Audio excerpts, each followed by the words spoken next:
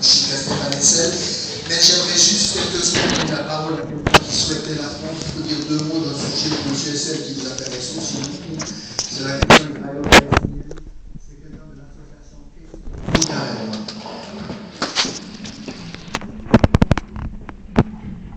Voilà, bonjour à toutes, bonjour à tous.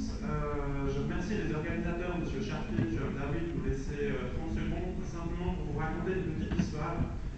Donc, on a fondé une association qui s'appelle Keys of Tulkarem qui repose autour de l'histoire de cette clé. Cette clé symbolise ce qu'on appelle le droit au retour des réfugiés palestiniens. En 1948, lorsque l'État d'Israël a été créé, environ 800 000 Palestiniens ont été chassés ou ont fui. Et qu'est-ce qu'ils ont fait? Ils ont fermé ils ont fermé leur maison avec ces clés et ils n'ont jamais pu revenir dans leur maison. Et depuis, ces clés se transmettent de génération en génération. Et quand on est allé en Palestine, un ami, un réfugié palestinien, nous a dit voilà, cette clé, je devrais la donner à mes enfants. Je ne la vendrai pas pour 10 millions de dollars, mais à vous, je vous la donne pour que vous puissiez la montrer en Europe et puis que les gens puissent se rendre compte de la tragédie que vit notre peuple. Alors voilà, on a fait le déplacement simplement pour déjà témoigner de l'immense respect qu'on a pour M. Hessel, mais aussi pour Madame Hessel, Christiane Hessel, qui est aussi quelqu'un qu'on admire beaucoup, qui s'est rendu à Gaza, qui a écrit un livre que je vous recommande. Gaza a écrit mon nom. Voilà, simplement notre mission c'est de montrer cette clé. On organise aussi des missions en Palestine. On est très contents. La prochaine qu'on organise, il y aura des gens qui ont de 6 à 83 ans, parce que c'est important que toutes les générations fassent partie de ce petit projet. Je vous remercie. Merci M. Hessel, merci Mme Hessel.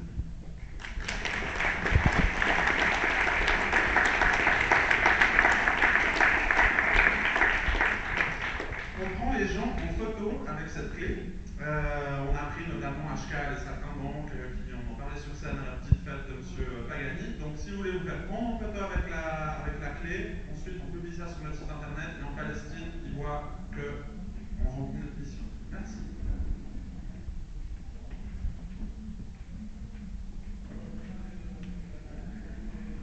Bien, j'imagine qu'après cette première partie, et puis surtout après avoir aussi souvent lu ou entendu parler M. Hessel et également Manon Chic, vous avez des questions à leur poser, alors n'hésitez pas, je sais qu'il y a souvent on parle de timidité, il y a les micros qui circulent et il y a des questions.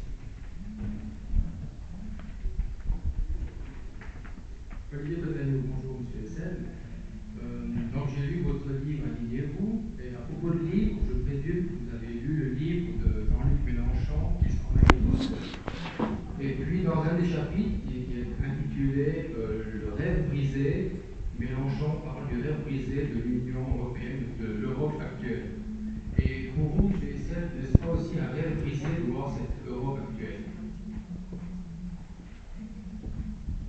J'ai beaucoup de sympathie, même une certaine admiration pour Jean-Luc Mélenchon. C'est un homme intelligent, cultivé et qui mène un combat nécessaire.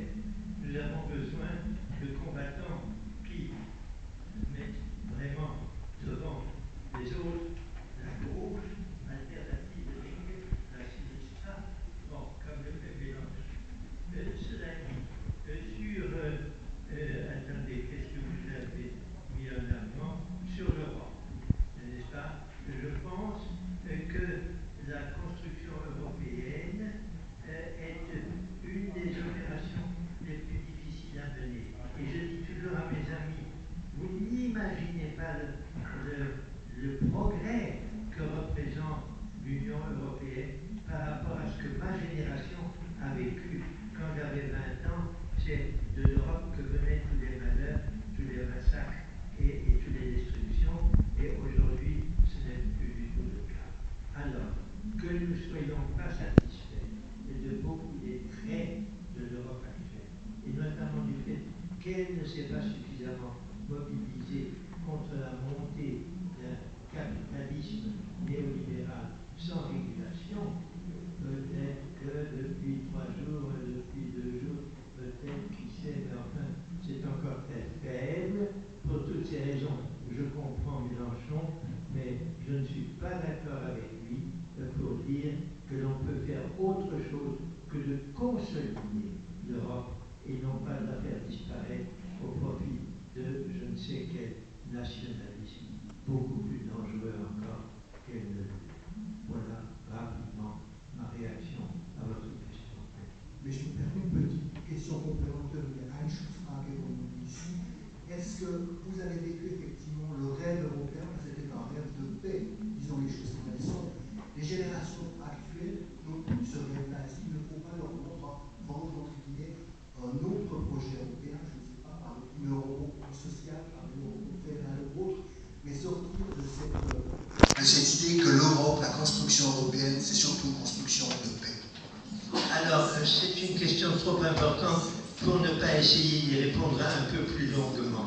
Premièrement, toutes les constructions sont apparues à un moment donné dans l'histoire avec un rêve qui les sous-tendait, et ce rêve, dans la plupart des cas, s'est peu à peu effondré, parce que la construction n'est pas allée au bout.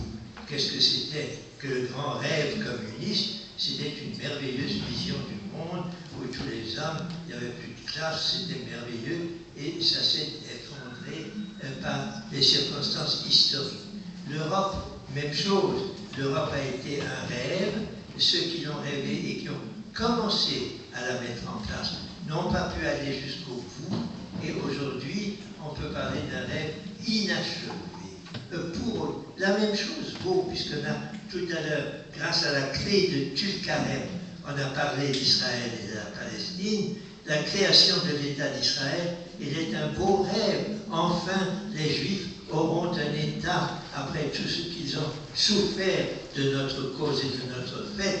Bravo! Et puis, les dirigeants de cet État ont mené des politiques insupportables et de plus en plus violatrices des droits fondamentaux. Et donc, là aussi, c'est un rêve qui s'est transformé en cauchemar. Il ne faut pas que le rêve européen se transforme en cauchemar. Il faut plutôt qu'il soit comme le sont les histoires qu'on raconte aux petits-enfants, le petit prince ou la petite Blanche-Neige. Il y a à faire, il faut faire. Le prince charmant n'est pas encore là, mais espérons que peut-être sous l'allure de M. François Hollande, pourquoi pas. Il ne ressemble pas à première vue à Blanche-Neige, mais peut-être portera-t-il une Europe solide. Oui, la candidate du Fonds de gauche pour les Français de Suisse. Je ne peux pas tout à fait laisser dire que M. Mélenchon était pour la destruction de l'Europe. Je crois qu'il est un fervent européen. Il voulait simplement que nous parvenions à ne pas ratifier ce fameux pacte de stabilité qui vient de l'être. Et il voulait surtout que l'on renégocie le traité de Lisbonne qui interdit à la Banque Centrale Européenne de prêter directement aux États, c'est-à-dire qu'il oblige à prêter à un taux dérisoire aux banques privées, qui reprêtent ensuite aux États un taux astronomique avec la spirale des agences de notation que nous connaissons. Alors le Front de gauche est tout à fait européen, bien entendu, simplement il a le droit de lutter pour une autre Europe que celle qu'on nous propose, qui depuis toujours est celle du système néolibéral. Et moi je constate quand même une chose, c'est qu'au moment de la ratification de ce pacte, il y a eu un front de l'Italie et de l'Espagne qui a été un peu plus courageuse que n'a été M. Hollande pour s'opposer à la terreur qu'est Mme Merkel, n'est-ce pas, qui, quand elle a dit non pour toujours, etc., etc. Là, le rêve de M. Mélenchon, c'était de faire un front des pays du Sud contre, effectivement, c'est le lien absolu des pays du Nord. C'est une excellente intervention à laquelle je souscris tout à fait. Je n'ai pas de réponse à vous donner. Des hommes comme Mélenchon ont un pouvoir de conviction remarquable. Espérons qu'il va continuer à l'utiliser dans le sens que vous indiquez.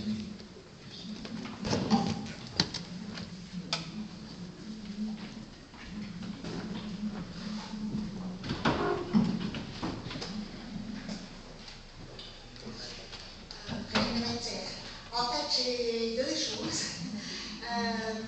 Ça signifie quoi pour les droits fondamentaux. Je ne suis pas sûre qu'on comprenne bien cela.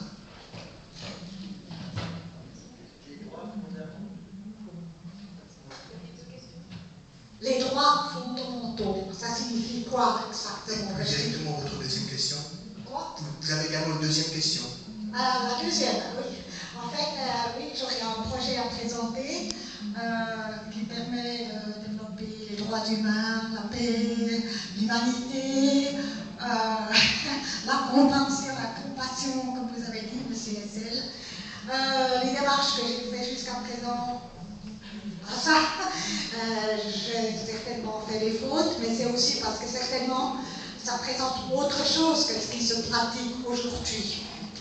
Donc, si on veut sortir le changement ou sortir de la crise, en fait, il faut agir d'une autre manière. Et ça, je pourrais le présenter. Je m'adresse là, j'ai déjà parlé avec Mme Chic, je m'adresse à M. Hessel. Est-ce que vous pourriez me mettre 10 minutes après à disposition que je puisse vous dire de quoi il s'agit en cours? Je ne vous demande pas votre âge, donc à vous engager à ça, mais peut-être me donner quelques tuyaux pour aller plus loin. Alors je propose qu'on le vienne parce que c'est tous les deux concernés à cette première question. Quelle définition on peut apporter aujourd'hui de manière très précise à ce qu'ont les droits fondamentaux, par exemple? Alors je me permets de répondre. Alors en fait, vous avez devant vous la personne qui a rédigé et participé à cette rédaction de la Déclaration universelle des droits de l'homme. Il fait le modeste, mais voilà, je crois que c'est extrêmement important de pouvoir se baser sur un texte. Et effectivement, ce texte de 1948, qui est la Déclaration universelle des droits de l'homme, c'est un texte qui a été adopté par les États à l'époque, et puis qui ensuite a donné, il n'est pas contraignant, ça veut dire, y compris les États qui à l'époque ont adopté cette déclaration dans le cadre de l'ONU, ne se sont engagés à rien d'autre finalement qu'à décréter que c'était des valeurs que ces pays voulaient promouvoir. Ce qui est très intéressant, c'est que sur la base de ce texte, il y a eu ensuite, depuis 1948, les pactes internationaux, donc sur les droits économiques, sociaux et culturels et sur les droits civils et politiques.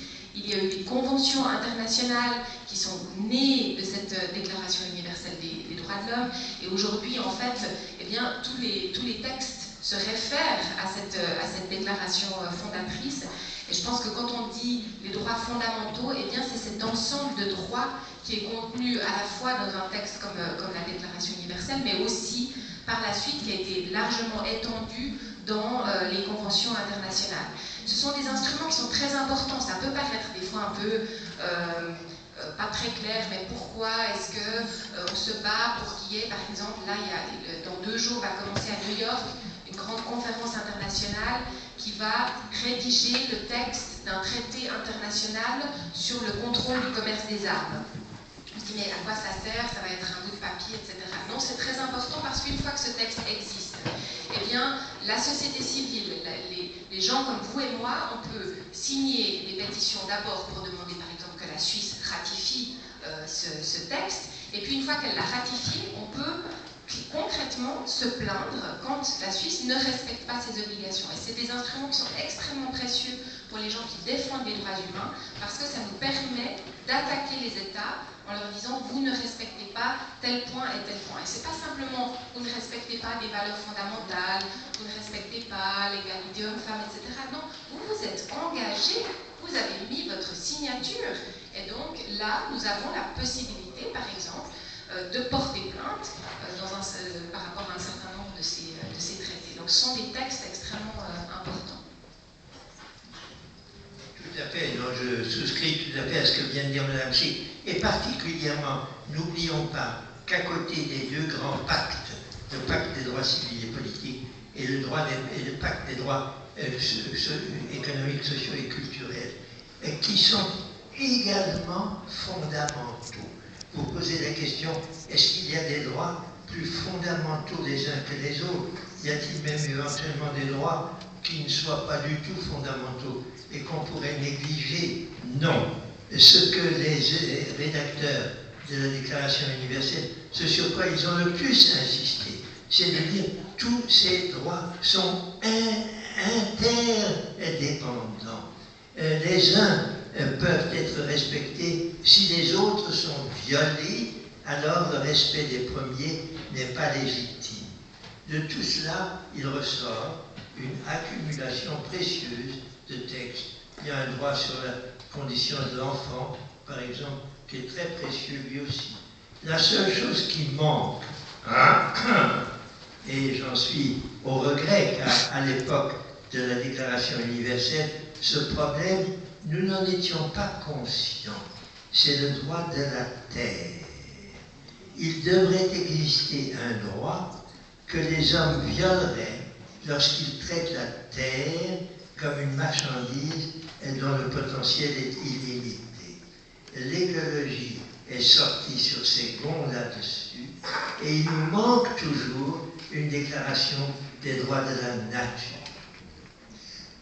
Indépendamment de ce point précis que vous manquez dans cette déclaration, est-ce que vous avez le sentiment que si aujourd'hui vous deviez contribuer à la rédaction d'une déclaration des droits de l'homme, ça changerait beaucoup? Parce que 46-47, il n'y avait pas la décolonisation, il n'y avait pas l'abolition des frontières de l'Union européenne, il n'y avait pas les nouvelles technologies ou autres. Est-ce que l'état d'esprit de la rédaction de cette déclaration serait fondamentalement différent? Alors là, je suis un peu de parti pris, puisque j'ai eu la chance, non pas bien entendu, de participer à la rédaction. C'était un groupe de 12 grands juristes qui ont fait ce travail. Mais j'étais assis à côté d'eux comme secrétaire de la commission et je les voyais faire. Eh bien, ce qui me frappe, c'est que dans ce texte, vraiment, l'ensemble des droits fondamentaux y figure. Je n'aurais pas un mot à ajouter.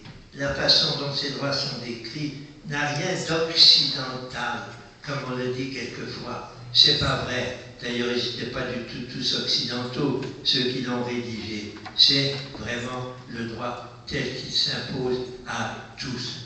Mais le manque, je le redis, c'est la terre. D'autres questions, j'imagine? Oui, ici. C'est un micro.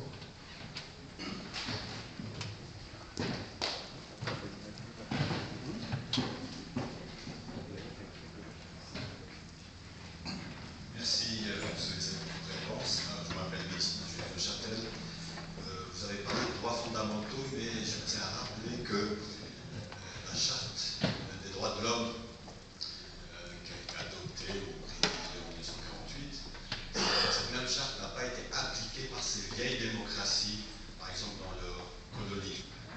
Qu'est-ce que vous en pensez? Le texte auquel nous faisons allusion n'a été pleinement adopté et utilisé par personne. Vous pouvez avoir des démocraties très avancées. La Suisse est une merveilleuse démocratie et en Suisse, beaucoup de ces droits sont heureusement tellement respectés, mais ce ne serait pas très difficile de détecter ici ou là la non-application. Il y a donc les textes d'une part et les États de l'autre. Et du troisième côté, il y en a beaucoup dans cette salle, les citoyennes et les citoyens. Il leur appartient de faire en sorte que les États démocratiques dont ils sont citoyens et qui sont élus par leur vote au suffrage universel, il leur appartient de veiller à ce que les États prennent au sérieux leurs obligations et leur rappellent, comme Mme Chic vient de dire excellemment, dites donc, vous avez signé là et vous ne l'appliquez pas. Voilà comment on peut essayer de progresser.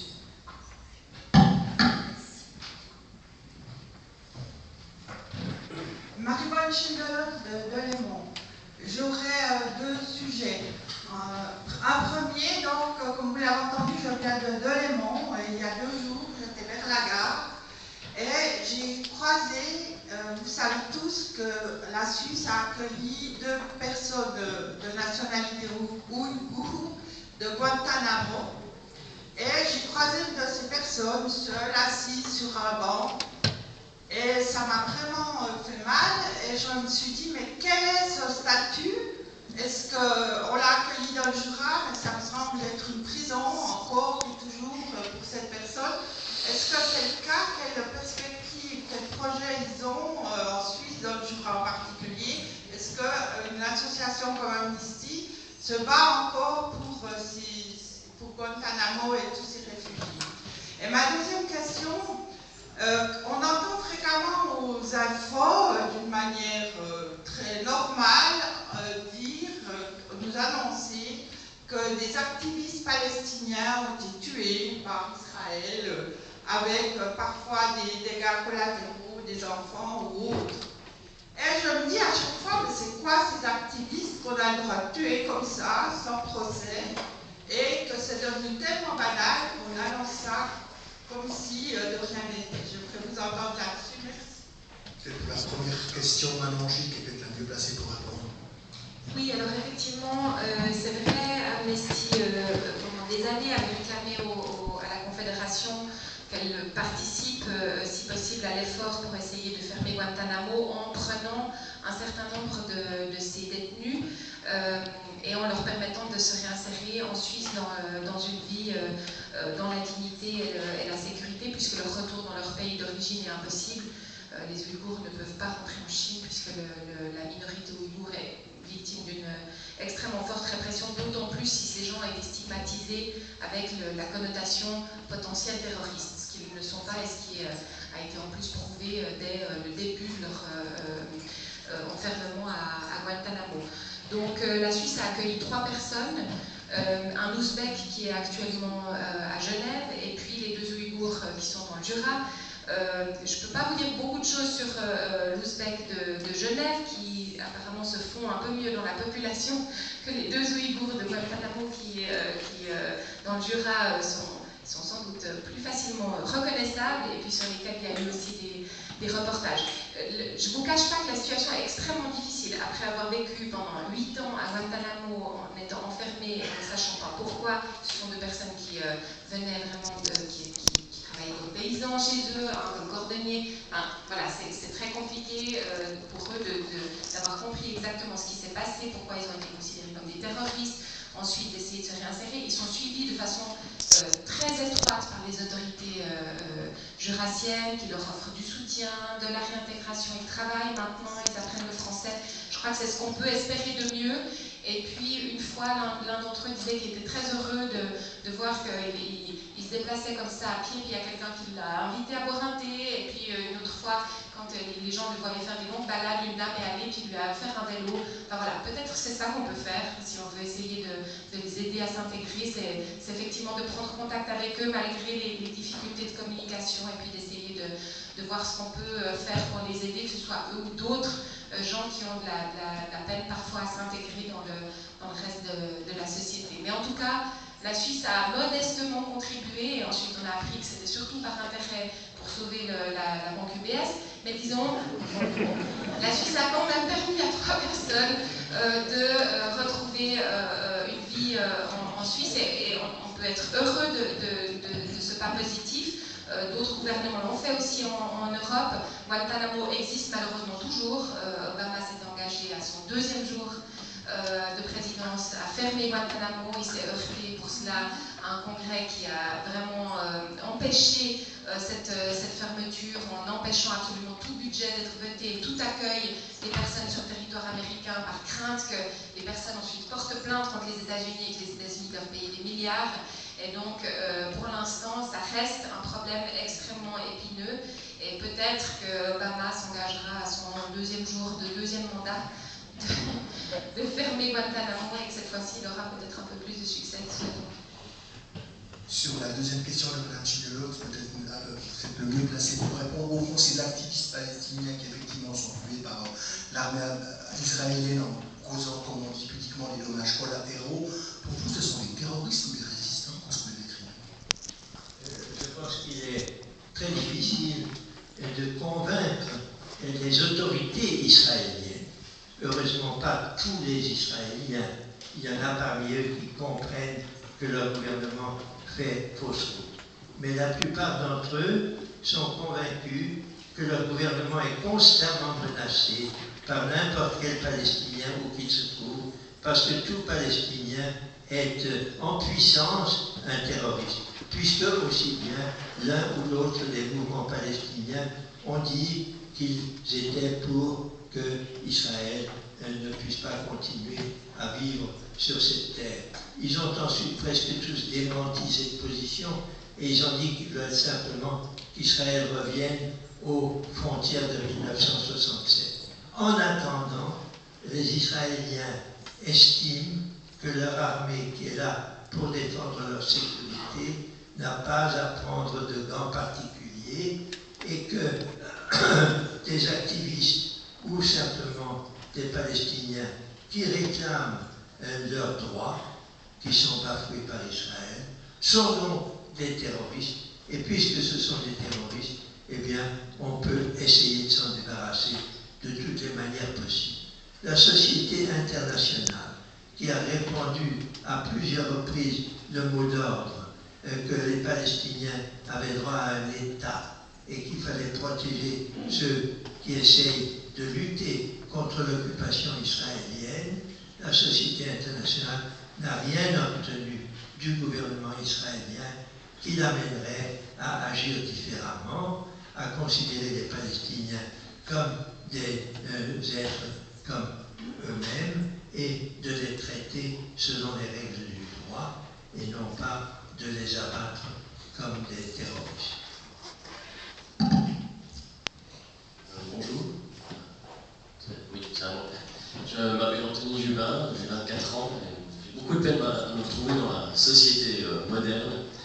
Et puis j'ai pas fait énormément d'études. Et puis parfois j'ai de la peine à me dire, à considérer mes actes au quotidien, d'arriver à justement, je m'indigne, mais j'ai de la peine à voir comment je peux, par des actes, par les moyens légaux, justement m'indigner et faire quelque chose. Et puis je voulais savoir d'une manière générale, monsieur Essel, ce que vous pensez de la désobéissance civile. Désobéissance civile. Oui.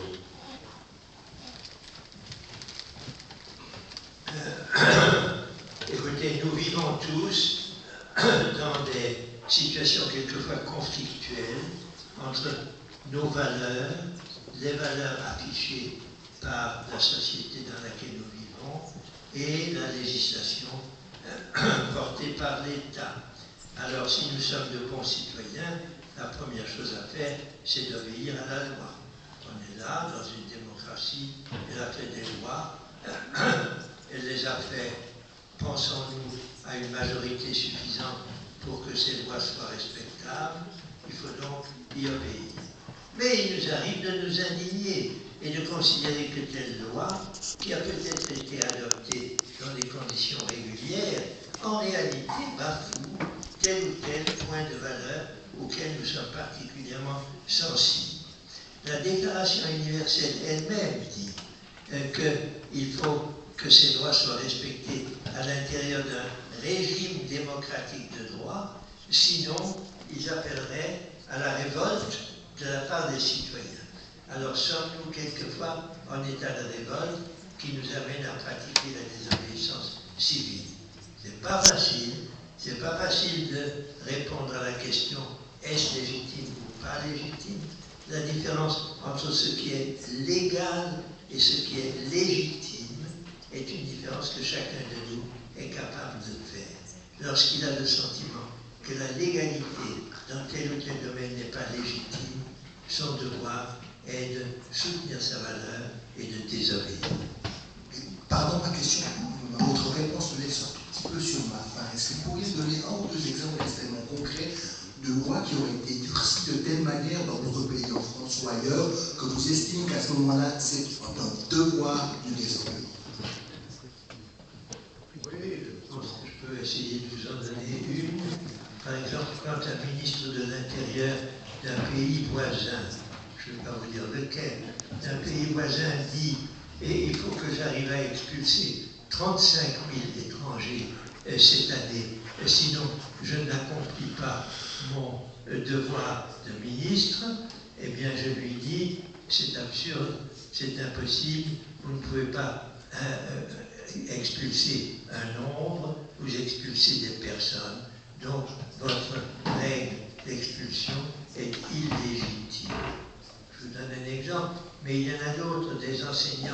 qui veulent enseigner d'une certaine manière, estimant que c'est cela qui fera à leurs élèves, qu'ils connaissent mieux que le ministre de l'Éducation ne les connaît, que c'est cela qui les fera avancer en sagesse et en savoir. Et il dit, on veut m'imposer une autre façon d'enseigner, je considère que c'est illégitime et je n'obéis pas.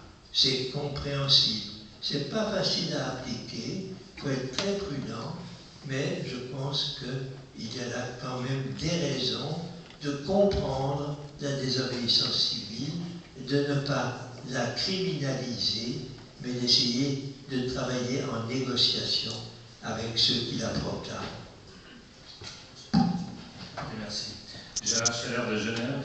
Je viens de Genève, ville internationale et d'organisation internationale. J'ai deux questions à Stéphane Hessel. La première, c'est la question de l'OMC, qui est problématique, puisqu'en fait, l'OMC s'est créé en dehors de l'ONU, et quelque part a décidé de ne pas respecter un certain nombre de règles qui sont discutées au niveau de l'ONU. Et ça pose des problèmes éthiques importants, comme si le commerce pouvait se gérer indépendamment justement des autres règles, entre autres humaines. Deuxième question similaire, il n'y a pas d'organisation de régulation de la finance. Il y en a une qui est l'OMC pour la régulation du commerce, il n'y en a pas pour une régulation de la finance internationale. Est-ce que vous avez une idée de comment on pourra en dessiner une? Parce que je pense qu'il y a un vrai besoin. Merci, oui, ce sont des questions importantes, un peu techniques pour un groupe comme celui qui est réuni ici. J'essaierai de ne pas entrer dans trop de détails. Mais nous reprochons, nous les défenseurs des droits de l'homme, nous reprochons à l'Organisation mondiale du commerce d'être la gestionnaire des intérêts commerciaux des grandes puissances commerciales, celles qui disposent effectivement d'un ample mouvement commercial et qui veulent se défendre en évitant des concurrences déloyales et en accumulant ainsi, pour celles qui possèdent déjà l'essentiel du commerce, la possibilité de se développer. Alors que les pays, je pense naturellement notamment aux pays d'Afrique, mais aussi d'autres, et qui n'ont pas encore ce pouvoir commercial, voient leurs intérêts fondamentaux, notamment sur le plan agricole ou autres, bafoués par les décisions prises à l'intérieur de l'Organisation mondiale du commerce.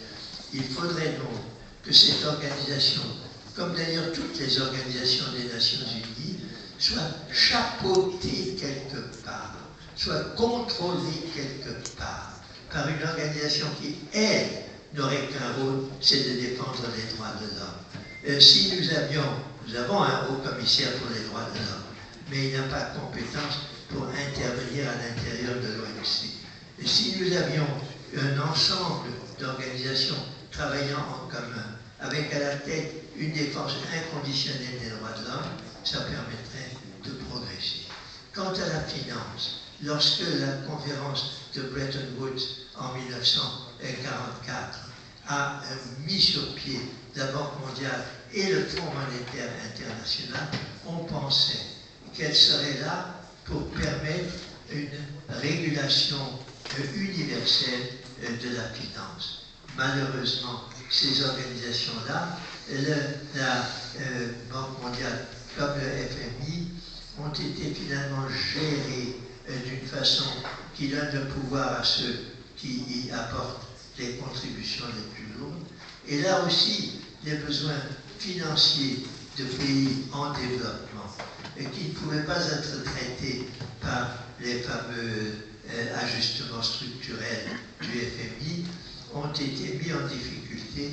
Et aujourd'hui, c'est ce qui nous manque. Il nous manque une organisation.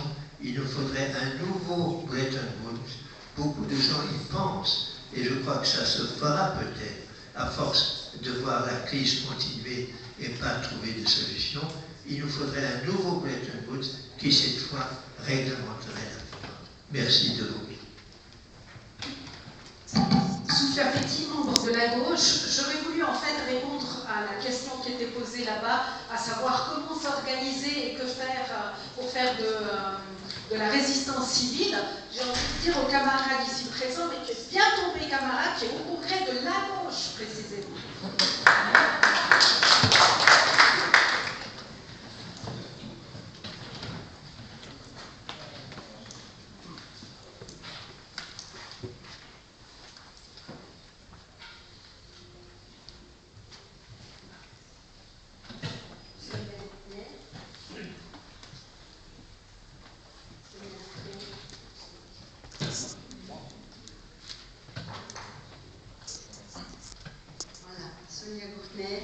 J'aurais une question, je ne sais pas à qui l'adresser, peut-être plutôt à M. Hessel.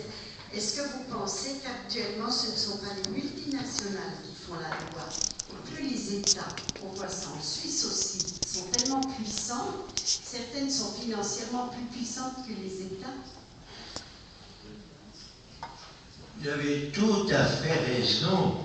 La différence, c'est qu'un État, pour le moment, sauf quelques exceptions, ne parle que de ses intérêts propres, alors que la multinationale parle des intérêts de son extension au monde entier. Ce n'est pas le même domaine. Alors, le jour où les États se mettront d'accord, j'ai déjà évoqué un nouveau Bretton Woods. Le jour où les États, ou en tout cas les plus puissants d'entre eux, les plus intéressés par la finance et par le commerce, se mettraient d'accord pour dire, lorsqu'une multinationale abuse de ses possibilités parce qu'elle est établie partout, nous avons le devoir, nous tous ensemble, de lui barrer la route. Actuellement, cela n'existe pas. Nous avons eu des G7, des G8, des G20, demandera peut-être un G92, mais ça n'a aucune base juridique. Ce sont des États qui se réunissent pour essayer de se mettre d'accord. Mais ce n'est pas une charte, ce n'est pas une loi qui s'imposerait à tous. Et les multinationales qui utilisent à fond toutes les techniques frauduleuses, comme les paradis fiscaux, la corruption, les produits dérivés donnant lieu à des exactions, tout cela n'obéissent à aucune justice. Alors que quand un malheureux vol de carottes dans un casino, on le met en taule. Oui, la question des multinationales, j'aimerais ajouter quelque chose parce que je pense qu'on peut là aussi intervenir et notamment au niveau suisse. La Suisse est un record mondial de multinationales par habitant, hein, donc on est bien placé pour essayer de faire une régulation déjà au niveau suisse.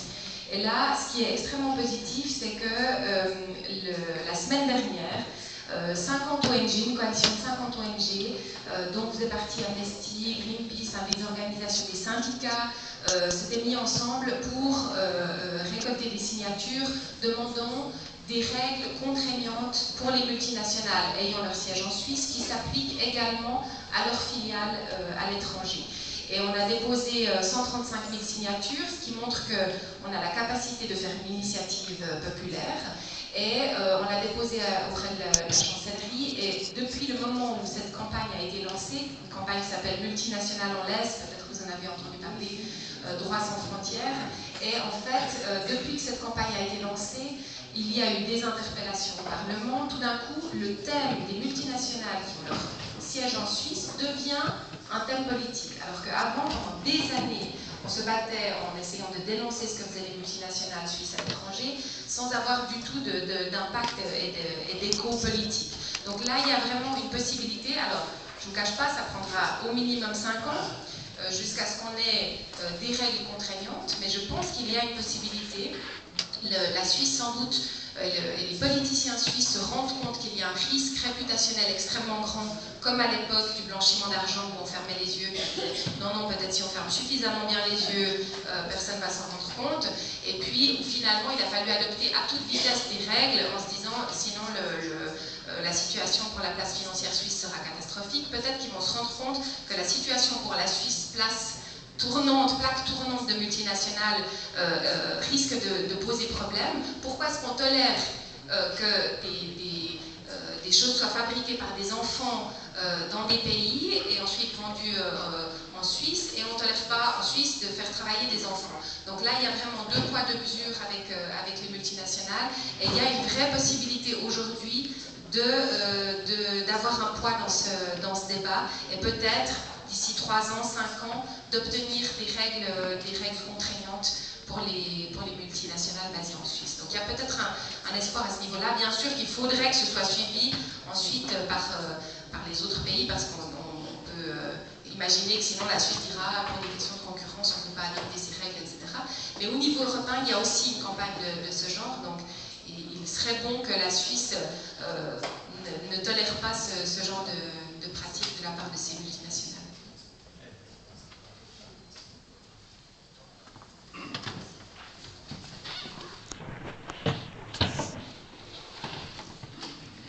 Merci. Tout d'abord, merci à M. SRD pour la réponse, on a vraiment beaucoup de chance. J'ai une question à lui adresser en ce qui concerne son pays, la France. On a vu que le nouveau pouvoir socialiste avait déjà quelques difficultés avec l'écologie, puisque une ministre de l'écologie n'est plus ministre de l'écologie parce qu'elle s'est opposée à certains forages. Et puis, M. Essel, vous venez de publier avec Albert Jacquard ce petit texte exiger un désarmement nucléaire total. Est-ce que vous êtes également favorable? Est-ce que vous pensez que le nouveau pouvoir socialiste va accentuer une diminution du nucléaire civil en France? On sait que M. François Hollande a proposé de fermer une seule centrale nucléaire, celle de Fessenheim, ce qui nous réjouit fort, nous, Jurassiens, et ici la région aussi, parce que c'est pas loin de chez nous. Et comment est-ce que vous voyez cet aspect-là de la question du nucléaire civil? Merci.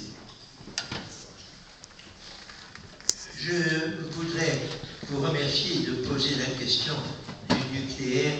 Elle est beaucoup plus importante que nous ne le pensons quelquefois. On s'est habitué, notamment en France, à dire grâce à nos centrales nucléaires, notre électricité est moins coûteuse que chez les autres.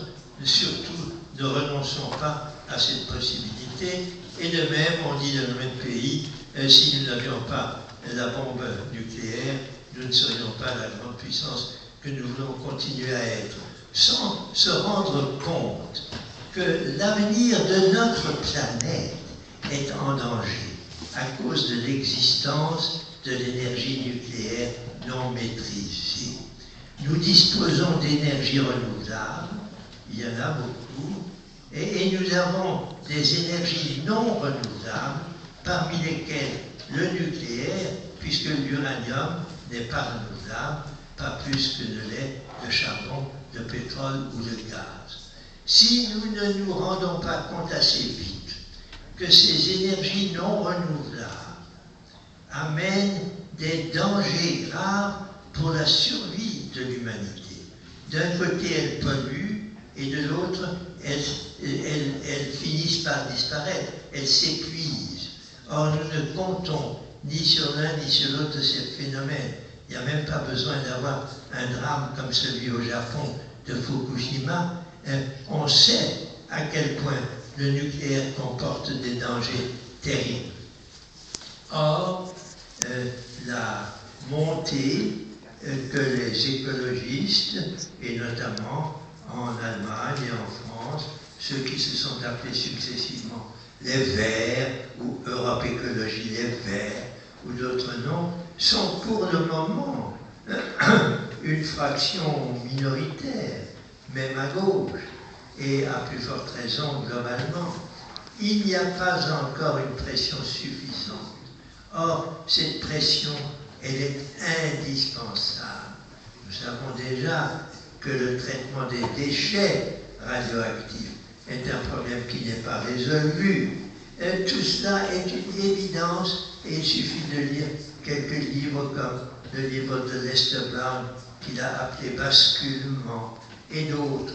Un livre remarquable qui s'appelle Le Manifeste Négawatt, pas méga mais négawatt, dans lequel ce problème est traité d'une façon exemplaire.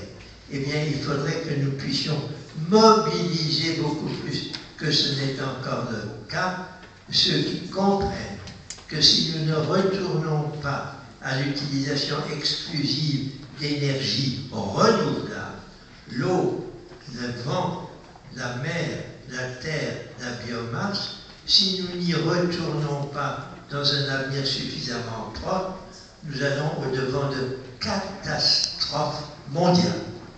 Mais le fait, Stéphane Hessel, que François Hollande, que vous avez soutenu, ne donne pas vraiment l'impression qu'il compte sortir du nucléaire. Personne n'est parfait.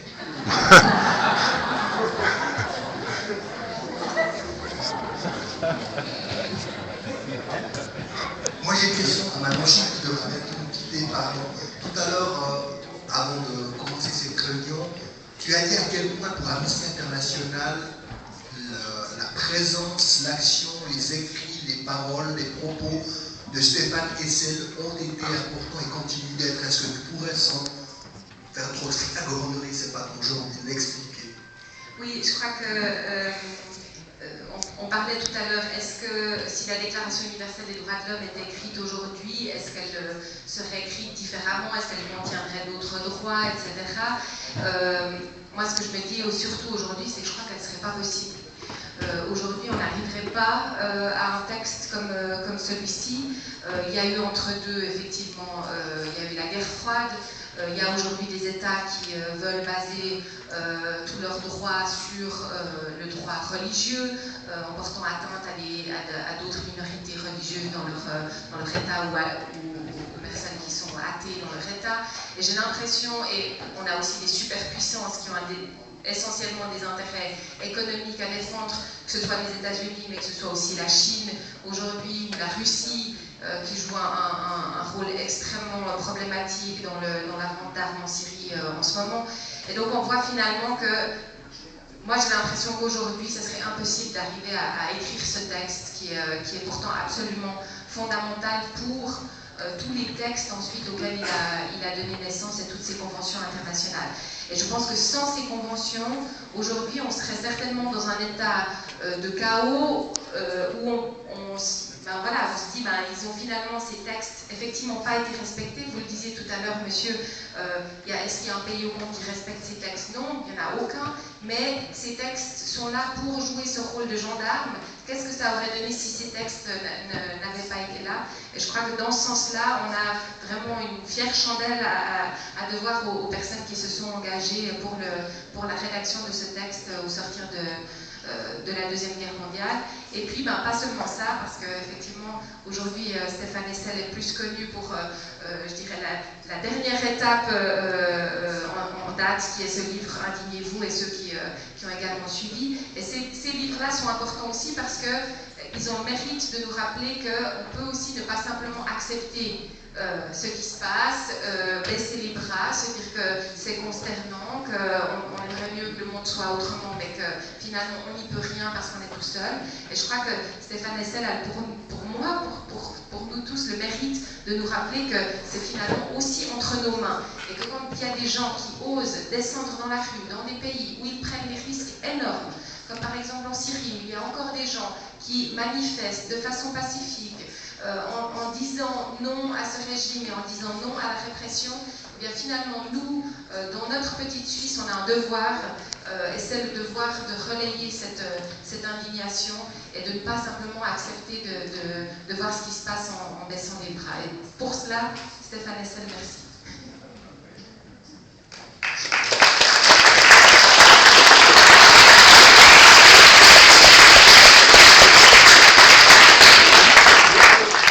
Je crois que Manon Chic ne pouvait pas donner une plus belle conclusion que celle que vient de faire en hommage à Stéphane Hessel. Comme il règne une relative moiteur dans cette salle, je vous propose avant d'y arriver une question absolument impérative. monsieur sera encore à disposition quelques instants pour signer des dédicacer des livres et va commencer par le mien. Là-dessus, je voudrais dire, non, signature le moins possible, parce que si on commence, on ne s'arrête pas. En revanche, quelqu'un, je pense même que ça doit être monsieur Jasquier, m'a dit, vous devriez leur réciter un petit poème en allemand. Car après tout, nous sommes à Vienne, mais nous sommes aussi à Biel. Et alors, je me suis dit qu'un petit Hugo von Hofmannsthal, Terzinen über die Vergänglichkeit, pourrait vous faire plaisir. C'est pas trop long. Ça commence comme ça. Noch spüre ich ihren Atem auf den Wangen. Wie kann das sein, dass diese nahen Tage fort sind, für immer fort und ganz vergangen? Das ist ein Ding, das niemand voll aussinnt und viel zu grauenvoll, als dass man klage, dass alles gleitet und vorüberrinnt und dass mein eigenes Ich durch nichts gehemmt hinüberglitt von einem kleinen Kind, mir wie ein Hund, unheimlich, stumm und fremd.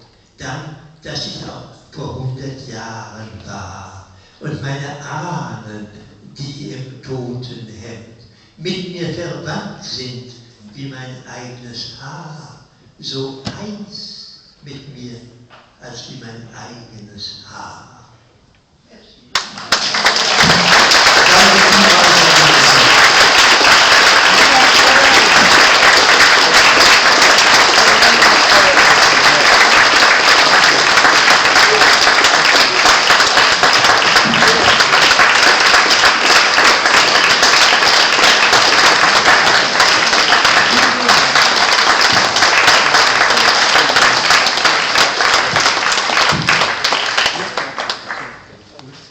Voilà, je crois qu'on arrive au terme de cette conférence et de ces échanges intéressants. Alors, on va laisser notre vénérable invité, on peut leur disposer un peu de repos.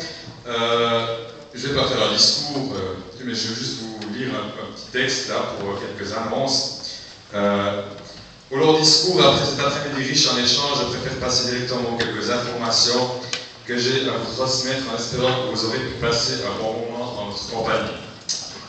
Pour la suite, les journalistes accrédités peuvent rencontrer M. Hessel dans la pièce qui se trouve juste derrière la salle afin de pouvoir faire quelques interviews. Ensuite, M. Hessel va dédicacer ses livres et, comme il vous l'a dit, ne pas y rester si possible des heures aux personnes intéressées. 2 points de vente de livres sont à votre disposition à la sortie de la salle, un en allemand et un en français. Je vous invite toutes et tous à ne pas trop vous bousculer et à tenir compte de l'âge vénérable de notre hôte et aussi du fait qu'il ait fait une exception pour venir nous rencontrer dans une période de santé fragile, l'obligeant à remettre de nombreux rendez-vous. Ces séances de dédicaces sont astreignantes et je vous demanderai donc de vous contenter de donner le prénom, si possible, que vous souhaitez figurer sur votre dédicace. Ce serait plus simple pour simplifier les choses et qu'un maximum d'entre vous puisse avoir son ouvrage dédicacé. Bien entendu, notre store de vente de poissons est toujours aussi à votre disposition et nous vous invitons encore à partager un moment d'échange entre vous agrémenté et le fond musical. Vous avez aussi la possibilité de prendre une enveloppe contenant quelques cartes pour notre initiative fédérale demandant la suppression des forfaits fiscaux. Je vous encourage à en prendre une pour faire signer vos amis, en vous rappelant que sur une carte, il faut des signatures de citoyens de la même commune, et même simplement glisser vos enveloppes après qui sont déjà préaffranchies dans une boîte postale. Car cet après-midi, nous avons eu, je pense, une belle idée de ce qu'il faut faire pour pouvoir passer de l'indignation à l'action. Enfin, la gauche a un fonds de solidarité pour les personnes qui ne peuvent pas se payer un congrès ou une conférence, et je vous encourage à garder aussi cette caisse qui se trouve à la sortie. Merci pour votre présence, nous avons été honorés de la présence de M. Hessel, nous le remercions chaleureusement et excellente fin de journée à vous tous.